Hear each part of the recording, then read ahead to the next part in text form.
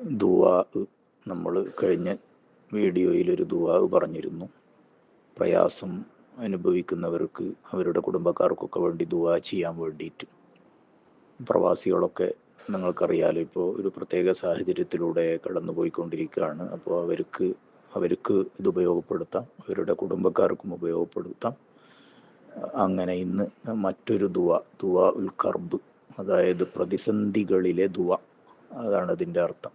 അപ്പം അങ്ങനെ ഒരു ദുആ, ഒരുപാട് ദുആ ഉണ്ട്. അപ്പോൾ അതിൽ ഒരു ദുആ, വളരെ പ്രധാനപ്പെട്ട ഒരു ദുആ ഇന്ന് പറയുകയാണ്. അത് ഇവിടെ ടെക്സ്റ്റ് ചെയ്തിട്ട് ഞാൻ കൊടുക്കാം. അതിന് പുറമെ അത് പറയുകയും ചെയ്യാം. അതിങ്ങനെയാണ്. അപ്പോൾ ദുആ സാധാരണ നമ്മളിപ്പോൾ നിസ്കാരത്തിന് ശേഷം ഒക്കെ ദുആ ചെയ്യുമല്ലോ. സുജൂദിലൊക്കെ, സുന്നത്ത് നിസ്കാരങ്ങളുടെ സുജൂദിലൊക്കെ ദുആ ചെയ്യാം. തഹിയ്യാത്തിന് ശേഷമൊക്കെ ദുആ ചെയ്യാം.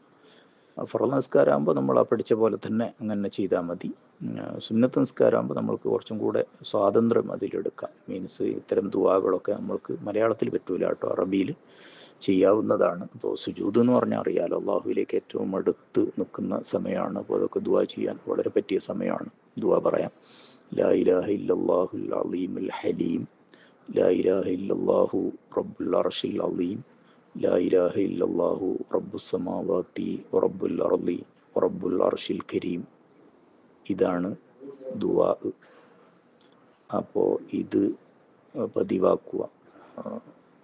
പ്രയാസങ്ങളൊക്കെ നീങ്ങി സുരക്ഷിതമായ അന്തരീക്ഷം, സാഹചര്യം ഒക്കെ ഉണ്ടാകുന്നതിന്, ജീവിതത്തിൽ സന്തോഷകരമായ നിമിഷങ്ങൾ ലഭിക്കുന്നതിനൊക്കെ ഉദ്ദേശിച്ചുകൊണ്ട്, നിയത്താക്കിക്കൊണ്ട് ദുആ ചെയ്യുക. അള്ളാഹു തൗഫീഖ് നൽകുമാറാവട്ടെ.